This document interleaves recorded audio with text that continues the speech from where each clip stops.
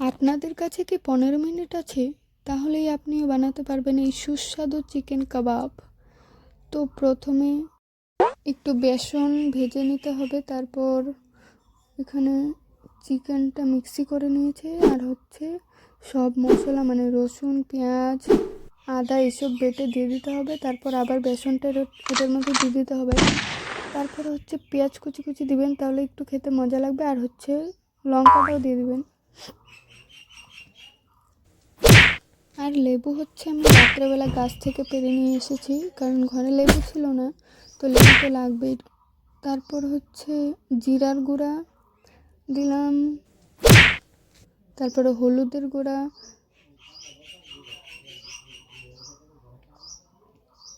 একটু লঙ্কার গুঁড়াও দিয়ে দিয়েছি, আর লাগবে একটু গরম মশলা।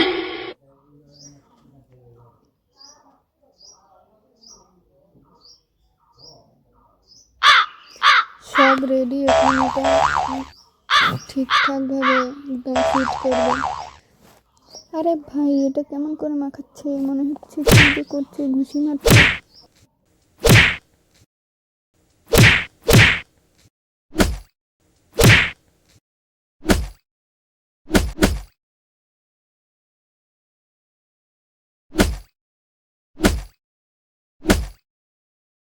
হয়ে গেছে এটা মাখানো ঠিকঠাকভাবে একদম।